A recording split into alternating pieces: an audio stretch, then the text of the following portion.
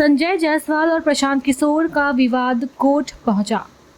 भाजपा सांसद डॉक्टर संजय जायसवाल और जनसुराज अभियान के सूत्रधार प्रशांत किशोर के बीच शुरू हुआ विवाद अब कानूनी रूप से ले चुका है। आरोप प्रत्यारोप की यह जंग सीधे अदालत तक पहुंच गई है। सांसद ने प्रशांत किशोर के बयान को अपनी छवि पर चोट बताते हुए बेतिया व्यवहार न्यायालय में मानहानि का परिवाद दर्ज कराया है। इस दिन जारी होगी मुख्यमंत्री महिला रोजगार योजना की पहली किस्त। मुख्यमंत्री महिला रोजगार योजना के तहत बिहार सरकार 26 सितंबर को 75 लाख महिलाएं के खाते में 10,000 की पहली किस्त डालेगी। कार्यक्रम में पीएम मोदी ऑनलाइन और सीएम नीतीश कुमार मुख्य अतिथि के रूप में शामिल होंगे। अशोक चौधरी ने प्रशांत किशोर को भेजा 100 करोड़ का मानहानि नोटिस। बिहार की राजधानी में एक बार फिर सियासी घमासान छिड़ गया है।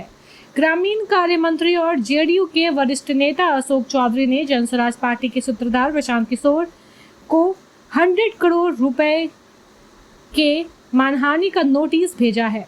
मंत्री ने पीके पर आरोप लगाया है कि उन्होंने तख्तों को तोड़ मरोड़ कर पेश किया, गलत बयानी की और उनकी सार्वजनिक छवि को धूमिल करने की कोशिश की।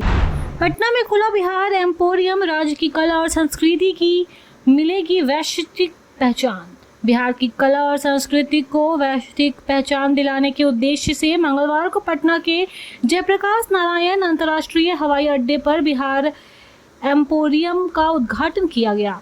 इसका शुभारंभ उद्योग मंत्री नीतीश मिश्रा ने किया। यह प्रयास बिहार सरकार की उस योजना का हिस्सा है जिसके तहत परंपरा और आधुनिक बाजार को जोड़कर शिल्पियों को आत्मनिर्भर बनाने की दिशा में कदम उठाया जा रहा है। जेडीयू बीजेपी नेताओं पर भीतर घात के आरोप। भारतीय जनता पार्टी के वरिष्ठ नेता और पूर्व केंद्रीय मंत्री राजकुमार सिंह ने आगामी विधानसभा चुनाव को लेकर बड़ा बयान दिया है।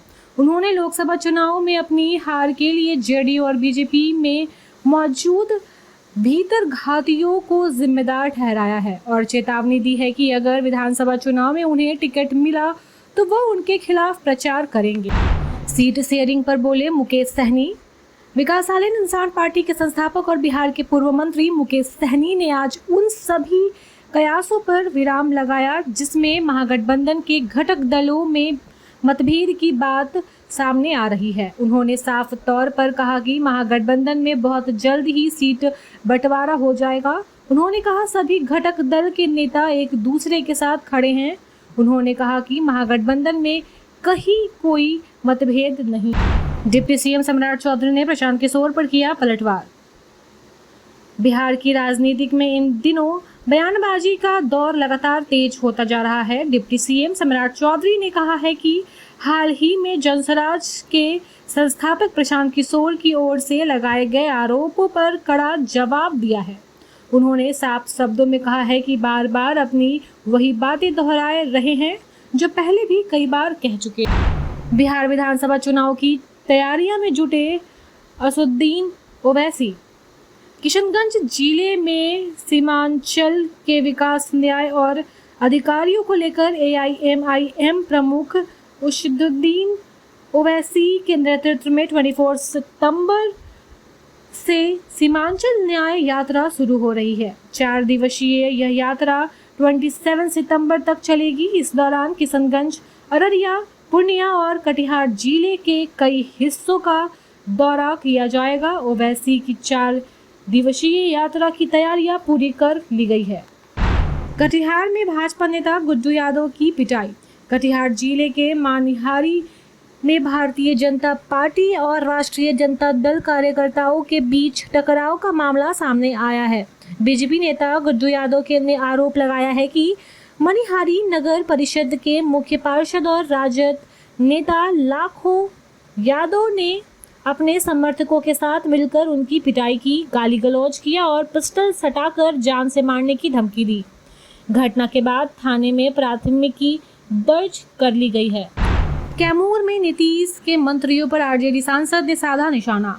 कैमूर में नीतीश के मंत्रियों पर आरजेडी सांसद सुधांकर सिंह ने निशाना साधते हुए भ्रष्टाचार का आरोप लगाया। सभा को संबोधित करते हुए सुधांकर सिंह ने कहा कि कैमूर में 2 मंत्री बने हैं, संतोष सिंह और जमा खान।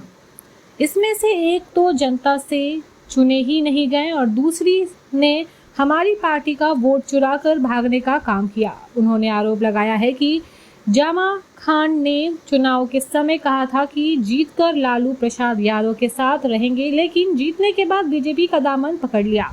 यह भ्रष्टाचार की गंगोत्री बहा रहा है। Thank you so much for watching this video. Don't forget to like, comment, share, and subscribe.